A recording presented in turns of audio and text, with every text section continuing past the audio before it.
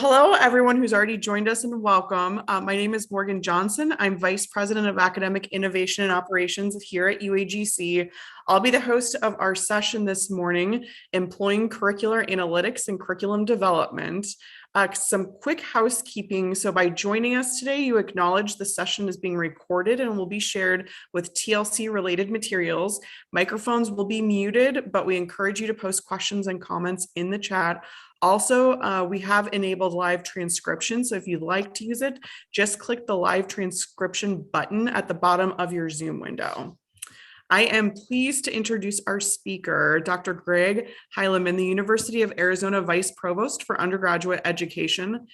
Greg has a wealth of experience and success as the leader of strategic student success work at several institutions. Before coming to the University of Arizona, Dr. Heilemann served as the Associate Provost for Student and Academic Life and Chief Student Affairs Officer at the University of Kentucky, where he was responsible for providing vision, leadership, and strategic direction for campus-wide student success efforts.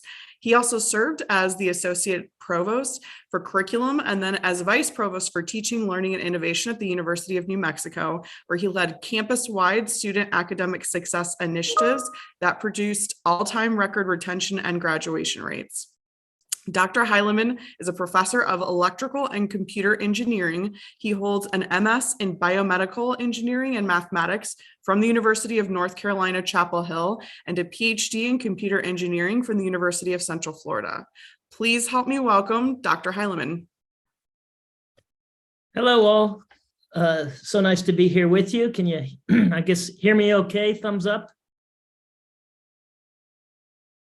All good. Okay, all right.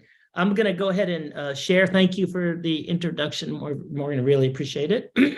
And I'm going to provide a talk on kind of how to use curricular analytics and curriculum development today. And this is some work that I've been doing for the last few years on kind of quantifying complexity of curricula. And it's a basic introduction today about kind of how to use it. There's a lot of ongoing research in this as well that we're conducting here at the University of Arizona. I've got my email address here. If you would like to reach out and talk to me or ask more questions after this talk, please feel free to do so.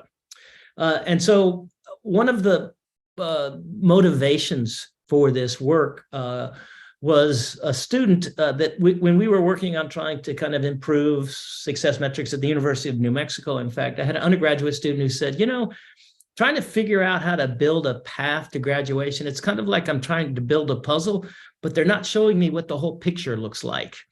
And that really stuck with me, that you know, students really need a clear path to understand their pathway to a degree, particularly transfer students, right? Or students who you know, have backgrounds that maybe include credits from other places and how those credits are going to apply. Often it's very unclear how credits are applied towards satisfaction of degree requirements. And here's some of the curricular roadmaps that I found. I just quickly went out and said, hey, let's find some roadmaps. This is for BS in computer science. Can't remember what school this is at. It kind of shows the sequence of courses that you have to take and then the pathway through this. A little bit complicated. Maybe an advisor is there to help a student in many cases. This one's structured a little differently. What is this? This is a MECE. I don't know exactly what that is. Mechanical engineering, maybe. I don't know what the CE stands for, but organized kind of in columns, so you can see kind of what you should be doing in each year. Kind of interesting in this one, they're going right out and saying this is a 5-year program, which is, I think, maybe a bit unfortunate for an undergraduate degree to say up front that it's going to take you 5 years to finish. Here's another one where the flow is downward in chemistry. It again shows kind of the semesters and the pathway through this curriculum. And then kind of here's I'll show you a few more. This is one from kind of interesting math where like the arrows are all over the place. Not sure how a student figures some of some of this out, but this is their pathway through. Again, maybe there's a advisor helping with this. A last one from Ohio State Software Engineering that seems kind of clean, maybe a little easier to understand. What's common about all of these is that they all are flow charts. They're all flows of kind of courses with the prerequisites. And what we have done is come up with a way of quantifying this structure, how complex it is, and relating that to a student's ability to complete a program on time. And so you can take all of those things that I show you and represent them as this mathematical concept of a graph. And a graph is very simple. It's just these vertices with a directed edge between them to show that there's a relationship between those vertices. In our case, these vertices are courses. So this, course 1 could be Calculus 1, course 2 could be Calculus 2. And this directed edge is simply saying there's a prerequisite. You can't take course 2 until you have successfully completed course 1. So very straightforward structure that people have been using for a long time. All of those charts that I showed you were graphs.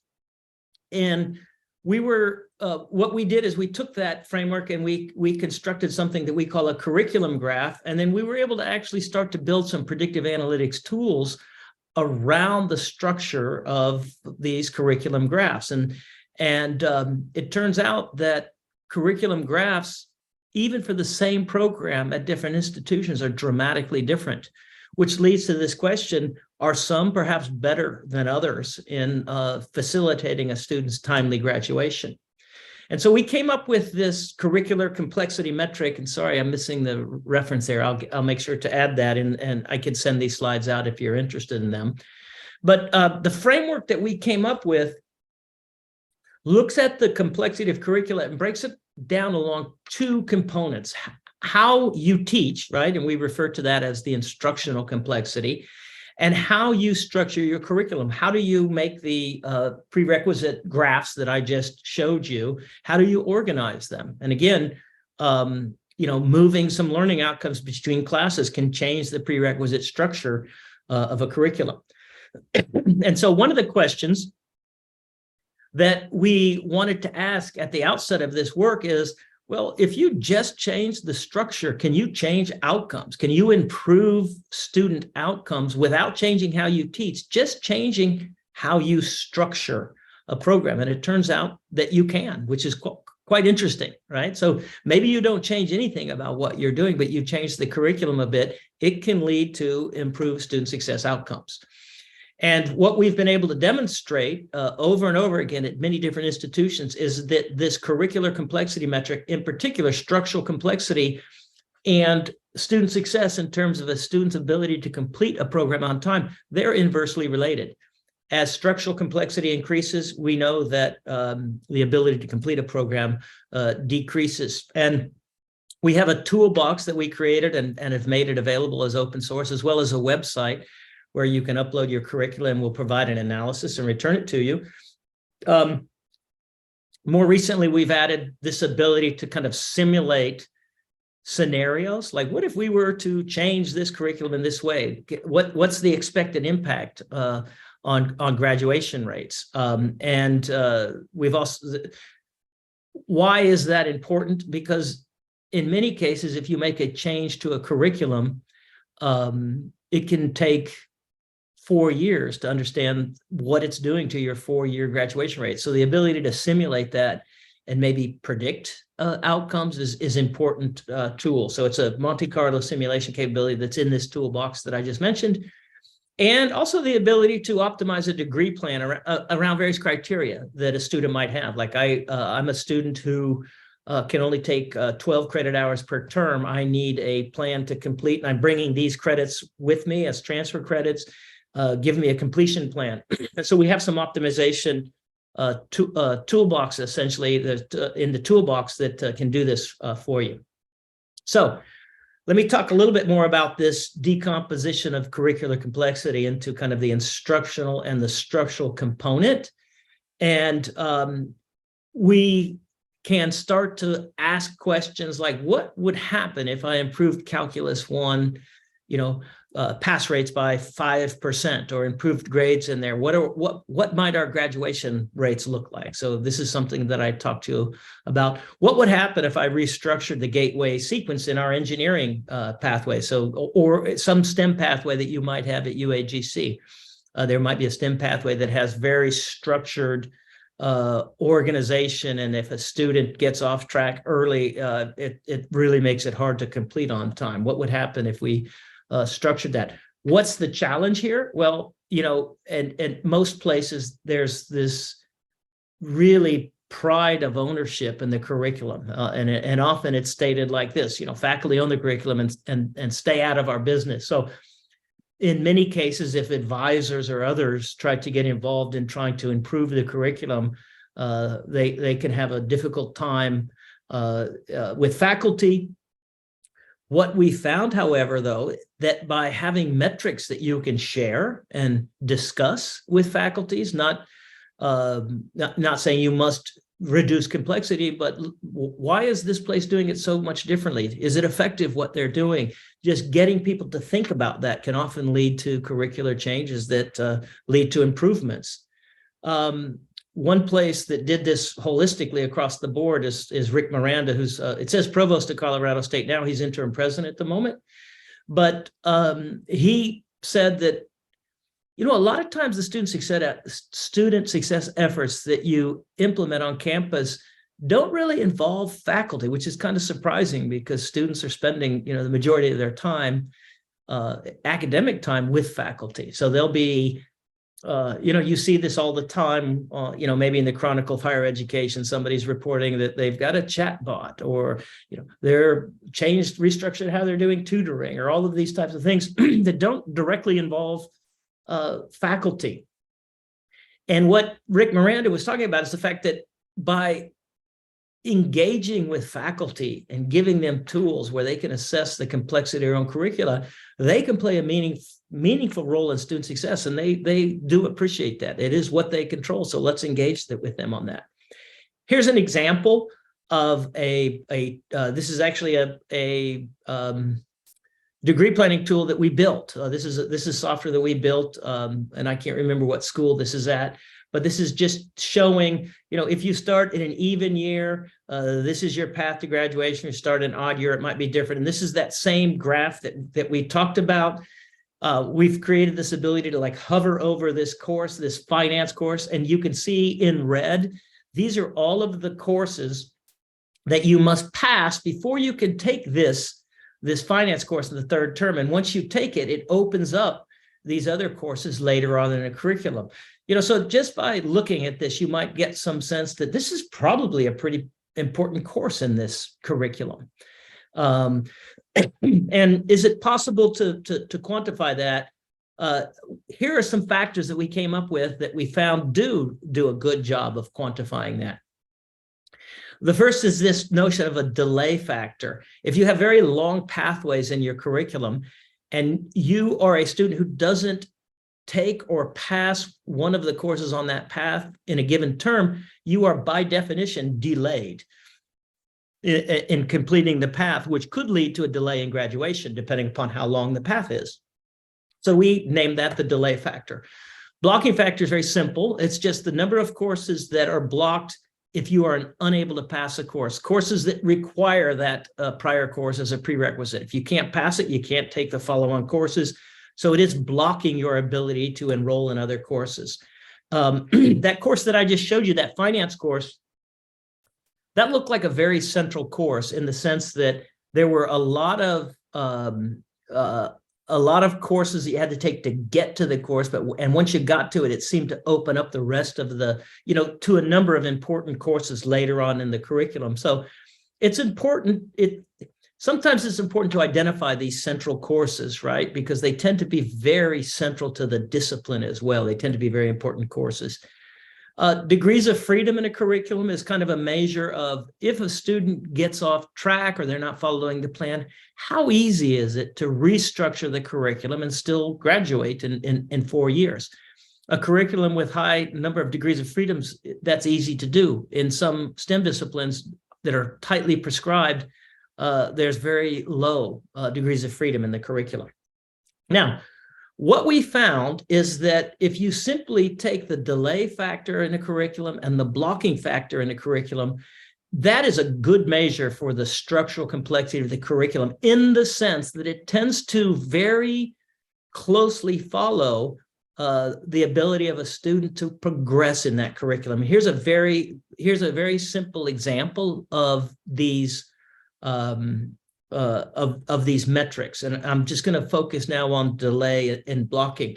So this is a curriculum. This is actually, I think, the electrical engineering curriculum at Cornell University, and it has an overall structural complexity of 118. So we'll see that that's fairly low complexity. The complexity of all the courses in a term is 19, and then the sum of all of them is 118.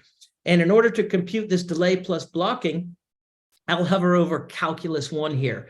You'll see that all these courses in green, those are the courses that are being blocked by this course. And then this blue pathway is the longest pathway in this curriculum. If you add up the blocking factor, the green courses, plus the length of that path is 5. 10 plus 5 is 15. So that's the complexity of this course. It's the most complex course in this curriculum. It's the most crucial course in this curriculum for a student to pass as well, right? Because of this. This is the most central course in the curriculum. Something very interesting that we found in our research is that doesn't matter. We've looked at hundreds of electrical engineering curricula. We started doing this study in engineering curricula, and the most central course is always the same one. It's Circuits 1. It's the most central course in every electrical engineering curriculum that we've looked at. So here is kind of justification for why that structural complexity metric that I just gave you matters. I took all curricula that you can construct with 4 courses, and we considered all the ways that you could put prerequisites on these courses. So here's with none, here's one with 1, with 2, but a little bit different arrangement, 2, even another different arrangement, 3 and 4, right? These are all the possible arrangements that you could construct of balanced curricula over 2 terms involving only 4 courses.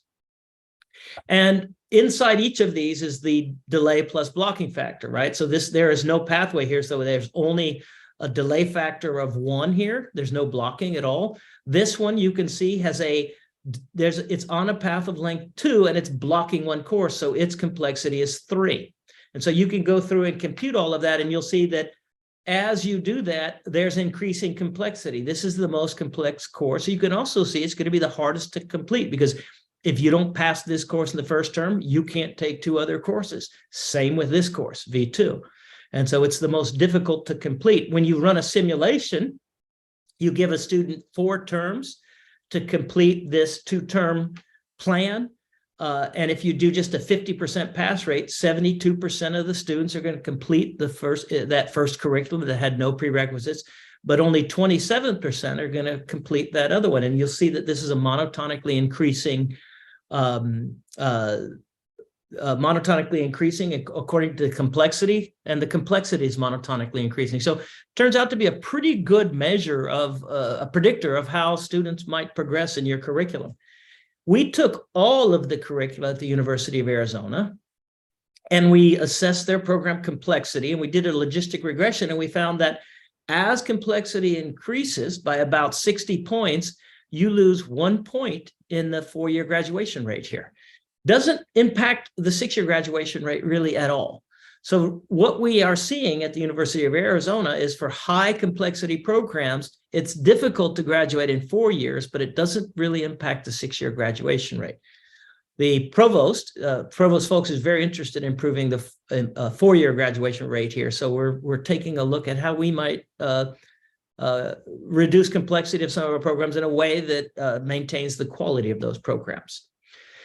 And so here is a question that follows directly from that, because when we first did this and started looking at complexity of engineering programs, faculty would say, yes, our program is complex because we're so good And that led us to ask this question, well, is there a correlation between the quality of the program in terms of how you're ranked and the complexity of the program you offer?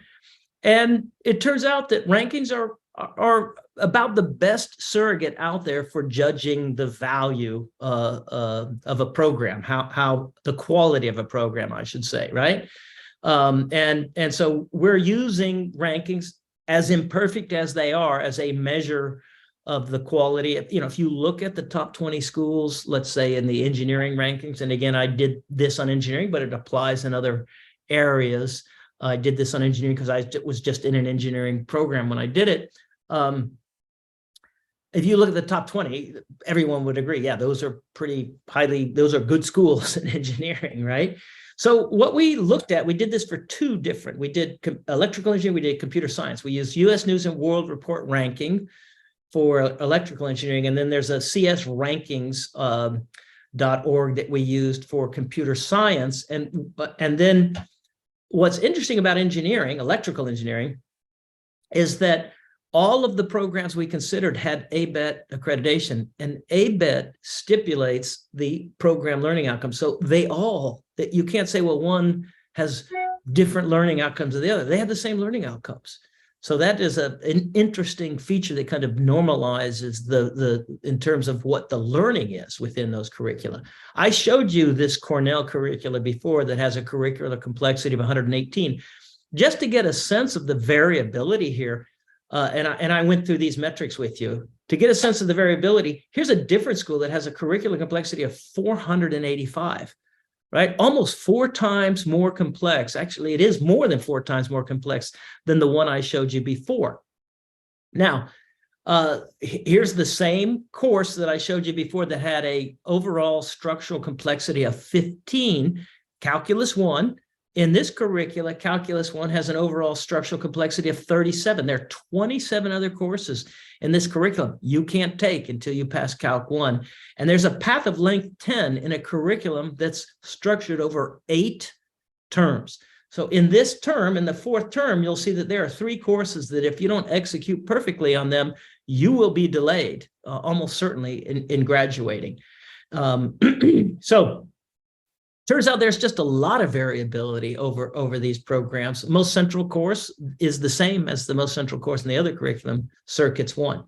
When we analyze these, doing an ANOVA analysis, what we found is that if you took the top tier schools, they had a much lower median complexity than the middle tier schools or the schools, the electrical engineering programs that appeared at the bottom of that ranking, of those rankings.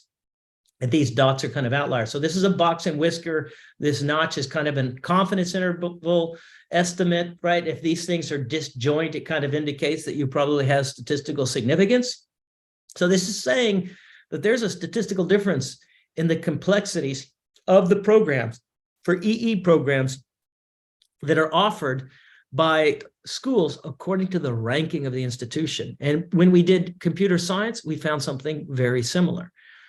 These are very difficult studies to do because you have to encode the curriculum from so many different institutions. But interested in looking at other disciplines as well. One of the questions we have is, do disciplines differ? Like you'll see it kind of across the board, the CS curricula look to be less complex than the EE curricula in most cases. So interesting, same thing showed up in CS. Strong indication that complexity of a curriculum and quality are not directly correlated.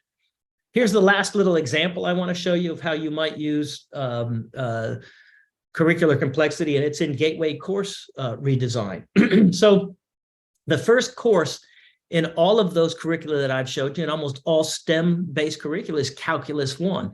But it turns out that many of the students that we admit don't come to college Calculus 1 ready. Interestingly enough, I showed you Cornell, and the other school I showed you was Missouri, Kansas City, the curricula for EE. They have the same math starting point, Calc 1. And so sometimes people say, oh, well, students are already coming to Cornell Calc 1 ready, but not so much Missouri, Kansas City. Well, they have the same starting point. So the real curriculum that students at Missouri, Kansas City are confronting is actually more complex than what I showed you. It's worse than 485 because there's additional math classes that you have to tack onto that curriculum for most students. For many students who come to Cornell who are Calc 2 ready, the curriculum they're confronting is actually simpler than the one I showed you. So that argument is actually counter to, because students come more prepared, somehow that you have to offer, you can offer a simpler curricula. So just wanted to point that out. So let's look at what happens to students. I've been at numerous institutions, in STEM disciplines where they say, if you're not calculus ready when you show up, go get yourself calc ready. And when you are, come back and talk to us. In the meantime, don't bother us. And what most students, particularly students who come to higher ed disadvantaged in any way, first generation students who don't have the benefit of having, being able to rely on parents, so who rely on for advice related to this, I should say. They hear that very clearly as, I'm in the wrong place. I need to change my majors. And in fact, Mary Murphy at Indiana University has done some really nice study on sense of belonging for various types of students according to the types of things like this that they can confront. And there's differential impact based upon the background of students. So these things matter a lot, and they impact who ends up studying in this particular program. So how many capable STEM students are we losing by doing this type of a thing? And can we adapt our curricula to better serve them? So here's an example. I took the University of Kentucky electrical engineering curriculum, has a medium level of complexity, 228, kind of high number of credit hours, 131, but not overly complex. But if I add a student who comes to higher ed needing maybe 3 preliminary math classes, and students can graduate from an engineering program starting at that level of math. It happens all the time. But the problem is they have to be incredibly resilient because their pathway, there's the path through this curriculum now has a delay factor of 11. It's very difficult to complete this curriculum in fewer than 5 or even 6 years. And so you went from a curricular complexity of 228 to one of 357. And I already showed you the impact that has on 4-year graduation rate. The 4-year graduation rate here is going to be much lower, and we can actually predict how much it's going to be lowered based on the charts that I showed you. So we started to say, well, look, there's this common pattern, like circuits. This circuits class shows up everywhere as the most central course. And how do we get to Circuits 1? How do we get to the learning outcomes in Circuits 1? Well, we need Calc 1, Calc 2, physics, so you can understand, electronics, physics 2, and then you need differential equation because there's one second order linear differential equation in this circuits class that you have to solve. So you need this whole course in order to solve one of the simplest differential equations you're ever going to see in this course. And so this like contribution, this curricular pattern here is the bulk of the complexity in many EE programs. It's almost all of the complexity in the Cornell program, for instance. If I add on calculus, bumps up to 98, then up to 126, finally up to 157. So I've doubled the complexity of this pattern just because of this one thing here. Now, I can restructure. I can put the ability to solve a differential equation, linear second order differential equation in this course, create an entry course, and you can take this Circuits 1 course right on time with the rest of the students. And I've reduced the complexity back down to almost the original complexity for Calc-ready students. So this is a non-Calc-ready pathway that is as effective in terms of curricular complexity as the Calc-ready pathway. This was implemented at Wright State University, and they found that there was no difference between a student coming with a math ACT of 20 versus 27 in terms of their ability to graduate. And those who graduated following this pathway assessed as better engineers because they're seeing the differential equations, they're using it, and they're still taking the differential equations class. So they have some understanding of why they're taking that class. So this, we simulated this, and we kind of showed that if you follow the traditional pathway through this pattern, you get about 79% of the students through. Changing that without changing how you teach, just putting that new course in, you get up to 88% through. If you get a high pass rate in that first course, everyone gets to graduate through this portion of the pattern. So that's just a quick indication of kind of the things that you can do by restructuring curricula. And I just wanted to point out that we've got this curricularanalytics.org if you want to look at assess the complexity of your own curricula. There's a YouTube tutorial on kind of how to use it. And then if you're really into analytics, we've got a toolbox that's open source where you can do your own, build your own analytics around this. So I mentioned that we've got some new capabilities in this toolbox, the ability to run a simulation and to optimize degree plans. So if you have any questions about these things, I'm happy to, I'll provide these slides to you. And they've got some references at the end too. And I know I apologize, I maybe took a little too much time, but if you have questions, I'm happy to answer them. Please don't apologize. Feel free to post any questions in the chat here for folks. And thank you so much, Dr. Heilman. That was fantastic presentation.